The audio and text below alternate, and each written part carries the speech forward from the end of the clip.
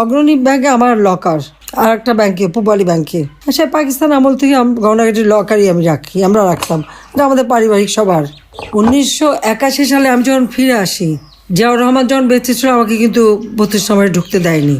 জিয়া যখন নিহত হলো, এরপরে সাত্তার সরকার অর্থাৎ বিএনপি সরকার ক্ষমতায় 12 জুন 32 নম্বর আমার কাছে হস্তান্তর করবে। ধুলাবাড়ি ময়লা সমস্ত ভরা জায়গা, রক্তের দাগ সব ওখানে। আমার কাছ থেকে সই করালো 72 পাতা। বললাম আমি আইনজীবী দ্বারা করবো, বাড়িতে তো মার্ডার হয়েছে, না সেটা হবে না। তারপরে প্রচার, কত শতভরি সোনা দানা পাওয়া গেছে, এই পাওয়া গেছে। আমরা হ্যাঁ, পাওয়া তো যাবে, আমরা তো ভেসে আসা পরিবার না। আজকে আবার অগ্রণী ব্যাংকে তালা ভেঙেছে। কেন তালা ভাঙলো? চাবি তো আমার কাছে, আমি তো এখনো জীবিত আছি। তা আমি যেখানে এখনো জীবিত আছি আর মামলায় কেবল একটা রায় দিয়েছে, এই রায়ের সব ধাপ তো শেষও হয়নি, তার আগেই কেন হাত দেবে? এটা তো ডক্টর মোহাম্মদ ইউনূসের ব্যাংক ডাকাতি, সে লোক দিয়ে ব্যাংক ডাকাতি করছে। সেখান থেকে সব সোনা দানা বের করে এত ভরি, আমরা হ্যাঁ ভরি তো থাকবেই। সেখানে আমার না দাদি, নানি, আমার মা, কামালের বিয়ে হয়েছে, কামালের বউয়ের গহনা, জামালের বউয়ের গহনা, এমনকি পুতুলের বিয়ের পরে তার কিছু গহনা সবই তো ওখানে রাখা ছিল। তা আমাদের তো ছিল গহনা, আমরা তো অস্বীকার করি না। কিন্তু লকার ভেঙে সেগুলি বের করে এখন দেখানো, মানে তাদের কথা ভাবখানার জন্য প্রধানমন্ত্রী হওয়ার পরে আমি সব ওখানে রেখেছি। আমি চ্যালেঞ্জ দিচ্ছি যে প্রধানমন্ত্রী হওয়ার পরে কবে আমি অগ্রণী ব্যাংকে যেয়ে লকার খুলে এসেছি আর জিনিস রেখে এসেছি, সেই লগবুক বের করা হোক, দেখা হোক। আমার তো মনে পড়ে না যে আমি 96 সালে প্রধানমন্ত্রী হয়েছে প্রথম। সেই 96 সাল থেকে এ পর্যন্ত কোনো দিন অগ্রণী ব্যাংকে আমি যাইও নি, লকারও খুলিনি। কারণ এগুলি পারিবারিকভাবে যা ছিল সব আমি রেখে দিয়েছিলাম ওইভাবেই। আমার 2টা লকার ওখানে রাখা আছে। সেখানে যে জিনিসগুলি, এই যারা আমার বাবাকে হত্যার পর তারা একটা ইনভেন্টরি লিস্ট তৈরি করে, ওই লিস্টে যেগুলি তারা ভ্যালুয়েবল জিনিস মনে করেছে সেগুলি সব সিল করে বাক্স আমাকে দিয়ে দিয়েছিল। তা আমি সে কোথায় যাবো? আমার বাড়ি নেই, ঘর নেই, তো কিচ্ছু নাই থাকার।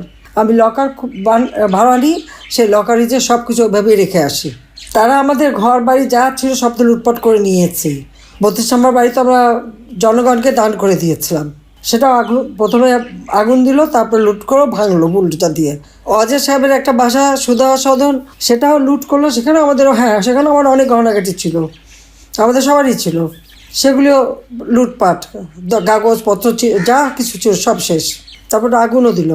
গণভবন সব তো আমরা সব ফেলে দিয়েই তো চলে এসেছি। তো সেই গহনাগাটিগুলি দেখায় না কেন? সেগুলি কার পকেটে গেল?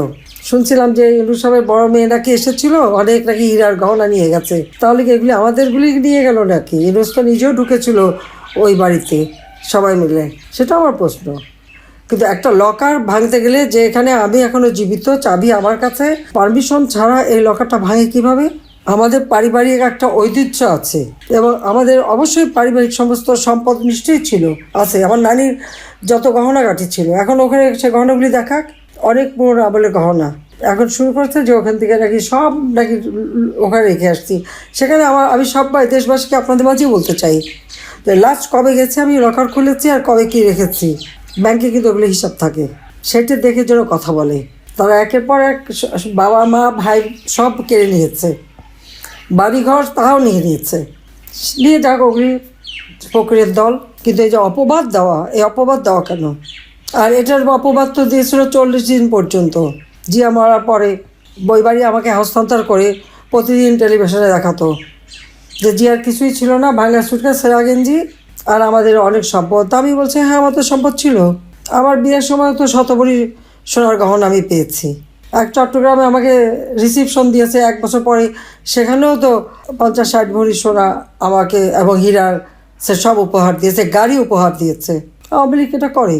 আর আমাদের যা লুটপাট করে দিচ্ছে ওগুলি লিল্লায় তাদের ভিক্ষা দিয়ে দিলাম। ইউনূস এবং ইউনূসের গভর্নমেন্ট সরকারকে আমি এই লকারের সব কিছু ভিক্ষা দিয়ে দিলাম। এখানে আমি, রেহানা, পুতুল, জয়, আমাদের সকলেরই উত্তরাধিকার সূত্রে প্রাপ্ত যা ছিল ওখানে আছে। আর শুধু পুতুলের বিয়ের কিছু গহনা ওখানে রাখা আছে। তো ওগুলিও আমি জানি আমার ছেলে মেয়ে মানা করবে না, আমি সেগুলি ওদেরকে ভিক্ষা দিলাম। যে এই যে মানুষের উপর জুলুম অত্যাচার, এই অত্যাচারের হাত থেকে দেশকে মুক্ত করার জন্য এই ফ্যাসিস্ট খুনি জঙ্গি ইউনূসকে ক্ষমতার থেকে হটাতেই হবে। ফ্যাসিস্ট জঙ্গি ইউনূসকে ক্ষমতা থেকে সরানোর জন্য যার যা কিছু আছে তাই নিয়ে সকলে মিলে এক হয়ে আপনারা কাজ করবেন, সেটা আমি চাই। যে বাংলাদেশটাকে এত সুন্দরভাবে গড়ে তুলেছিলাম, আজকে সেই বাংলাদেশটাকে সম্পূর্ণ ধ্বংস করে দিল। তারপর তো লোভ তার যায় না। যে কাজের হাত থেকে দেশ রক্ষা করার জন্য সবাইকে এক হওয়ার আমি আহ্বান জানাচ্ছি। সবাই ভালো থাকেন, সুস্থ থাকেন।